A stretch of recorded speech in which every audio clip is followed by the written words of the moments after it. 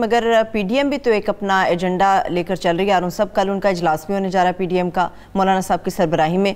वो तो मजीद इससे कहीं ज़्यादा आगे स्टेप उठाने जा रहे हैं। अपने नवंबर दिसंबर तक की प्लानिंग शुरू उन्होंने कर दी है कि जल्द से हो जाएंगे, रोड कारवां निकाले जाएंगे इस्लामाबाद के अंदर। क्या एजेंडा उनका? एजेंडा उनका यही इमरान खान घर जाएं और क्या एजेंडा है? तो अभी क्या कह रहे थे शहबाज शरीफ साहब, कल इस पर बात हुई थी कि हम तो चाहते 2003 में फेयर इलेक्शन हो, जो बिल्कुल सही बात है, फेयर इलेक्शन होने चाहिए, कभी हुए नहीं। हुकूमत को मुद्दत तो अभी अचानक क्या हुआ है? अभी जो पॉलिसी बदल गई अचानक कि फौरी तौर पे घर जाएं, मतलब ये कि इस वक्त 10 बजे हैं तो 10:10 पे इमरान खान अपने घर चले जाएं। क्यों? ये जो पॉलिसी में तब्दीली आई है इसकी वजह क्या है? क्या वजह आप बताएं? इसकी वजह है ना जो डेवलपमेंट्स हो रही हैं जिसमें इस्टेब्लिशमेंट में और वज़ीर आज़म के नुक्ता नज़र में फ़र्क है कुछ, जो कि मेरा ख्याल है कि ज़्यादा वक्त नहीं लगेगा, ब्रिज हो जाएगा। तो उस पे सूखे धानों पे पानी पड़ा है और उससे उन्होंने कहा कि मौका अच्छा है, फ़ायदा उठाएं। बाकी जलसे जुलूस उनके कब हुए हैं जी? वो मुझे बताएं तो सही, कौन से जलसे जुलूस है? 10,000 आदमी हैं, मदारस के स्टूडेंट हैं जो झूले झूल रहे हैं, जो पार्कों में घूम रहे हैं छोटे बच्चों की तरह बेचारे। और वो ये है कि मैं तारुल कादरी की तरह नोटिस देता हूँ, कल ये हो जाएगा, परसों ये हो जाएगा, फिर ये अब जुलूस जो है पूरे मुल्क में निकलेंगे और प्राइम मिनिस्टर हाउस। फिर क्या हुआ था? फिर वो अपना मतलब हमने क्या कहा, सुना था कि गालिब के उड़ेंगे पुरजे देखने, हम भी गए थे पर तमाशा न हुआ।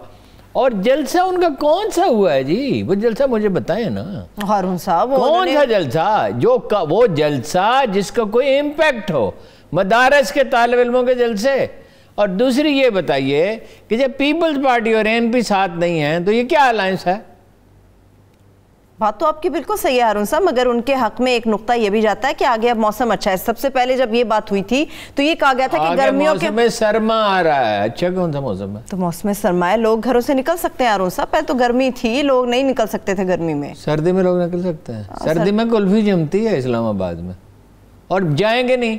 जब मैं आपसे कह रहा था कि ये पिंडी जाने का तो खैर सवाल ही पैदा नहीं होता, आपके पास सही साबित और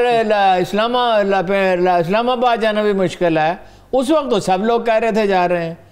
वो हम इनको जानते हैं ना, इनमें से कौन शख्स है जिसको हम जानते नहीं हैं?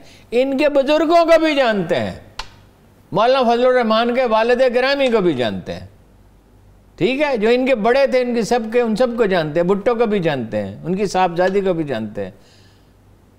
तो ये जरदारी साहब में हिम्मत है आपके ख्याल में? जरदारी साहब तो खैर इसमें नहीं है।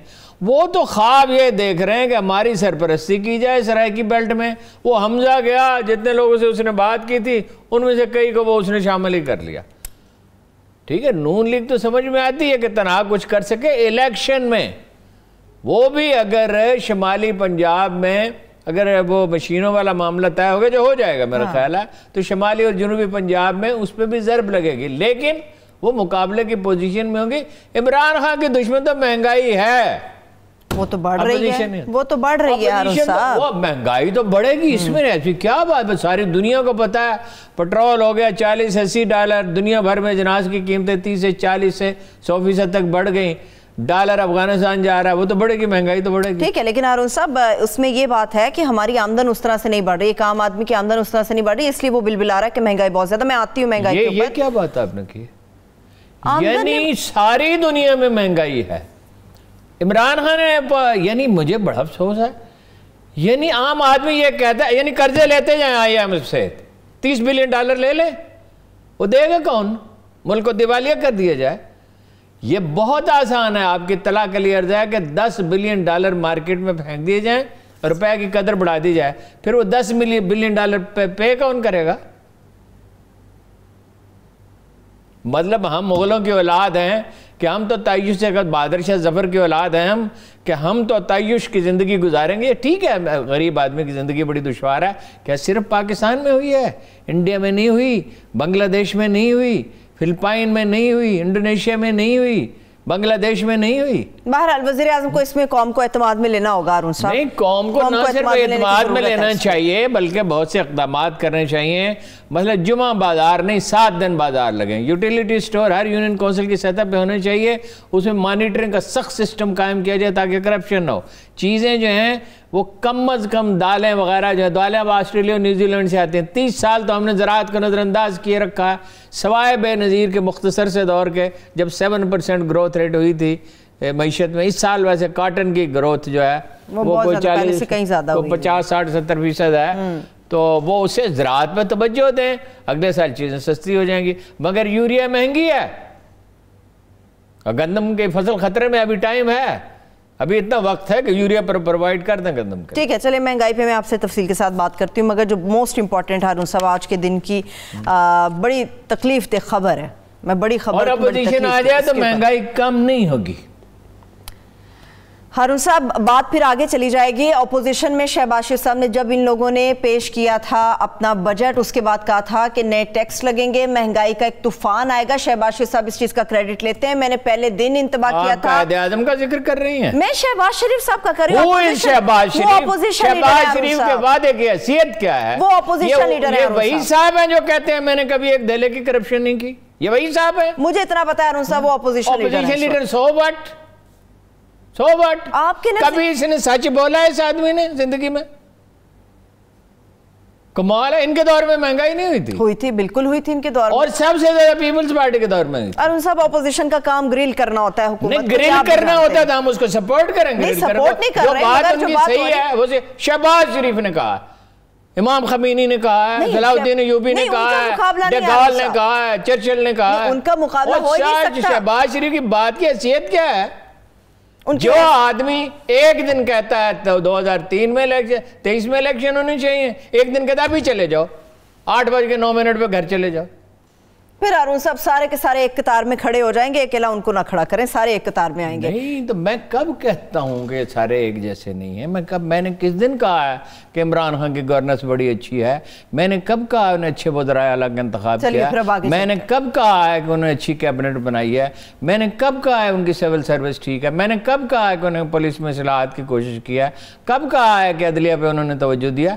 کام تو خان صاحب نے, یہ سب ایک ہی جیسے ہیں. بالکل توازن اب ہو گیا ہارون صاحب, اب توازن ہو گیا. اب ہارون صاحب, ڈاکٹر عبدالقدیر خان صاحب, یقیناً بڑا دکھ کا لمحہ ہے, مگر اس سے بڑا دکھ یہ ہے کہ جاتے جاتے بھی ایک شکوہ یہ تھا کہ ان کی بیماری میں نہ وزیر اعظم پاکستان نے پوچھا, نہ کیبنٹ کے کسی وزیر نے پوچھا, نہ کسی مشیر نے پوچھا, کسی ایسے شخص نے نہیں پوچھا جو دلاسا بن سکتا ان کا. وہ ان لوگوں کو چھوڑیں. عمران خان صاحب تو کبھی کسی عزیز ترین دوست کے کوئی جنازہ ہو, کسی کی والدہ فوت ہو جائے, والد فوت ہو جائے, تک کہ خود عزیز دوست فوت ہو جائے, اس میں نہیں جاتے. یہ بھی تو محسن پاکستان جن کے جنازے میں نہیں گئے ہارون صاحب. میں کیا کہہ رہا ہوں آپ کو؟ میں کہہ رہا ہوں نہیں جاتے ہی نہیں ہیں وہ. پٹواری مر گیا سارا گاؤں گیا, پٹواری کی گائے مر گئی سارا گاؤں گیا, پٹواری مر گیا کوئی نہیں گیا. ٹھیک, یہ بے درد بے حس لوگ ہیں, اس کا کیا ذکر ہے؟ آپ ڈاکٹر قدیر صاحب کی بات کریں. جی ڈاکٹر عبدالقدیر خان صاحب, ہارون صاحب ان کی خدمات دیکھیے, ڈاکٹر عبدالقدیر خان کا خدمات تو بہت لوگوں کی ہوتی ہیں. ڈاکٹر عبدالقدیر ایک تاریخ ساز شخصیت ہے. ان کا کنٹریبیوشن یہ ہے کہ دیکھیے وہ جب 1971 کا المیہ ہوا تو ساری قوم تو رونے پیٹنے میں لگی تھی نا, اور بھٹو صاحب اقتدار کے پیچھے لگے ہوئے تھے, مجھے اقتدار منتقل کرو, باقی جو ہوتا ہے سو ہوتا ہے, اور بنگلہ دیش کو تسلیم کیا جائے. اور قوم ماتم کر رہی تھی. ایک آدمی ایسا تھا جس نے کہا اس سے بڑا المیہ کل رونما ہو سکتا ہے اگر پاکستان نے ایٹم بم نہ بنایا. 74 میں جب پوکران میں معاہدہ ہوا, دھماکہ کیا انہوں نے, انڈیا نے, اور وہ بڑا گھٹیا سا بم تھا پلوٹینیم کا, تو وہ اپنا یہ آئے وہاں سے, انہوں نے خط لکھا بھٹو کو. اچھا, بھٹو صاحب نے بلایا, ان سے کہا آپ آ جائیں, بہت اصرار کے ساتھ کہا. دسمبر 75 میں یہ آئے, اور 76 میں انہوں نے کام شروع کیا. جگہ کا انتخاب انہوں نے کیا, سینٹریفیوج مشینیں انہوں نے منگائی. دیکھیے کہاں سے کہانی شروع ہوتی ہے. یہ 47 میں نہیں آئے, 52 میں آئے میٹرک پاس کرنے کے بعد. اس سے ظاہر ہوتا ہے کہ وہ بڑی ایک مضبوط شخصیت. ویسے مینٹل انرجی, بے پناہ مینٹل انرجی تھی ڈاکٹر قدیر میں. اتنی مینٹل انرجی شاذ دیکھنے میں آتی ہے.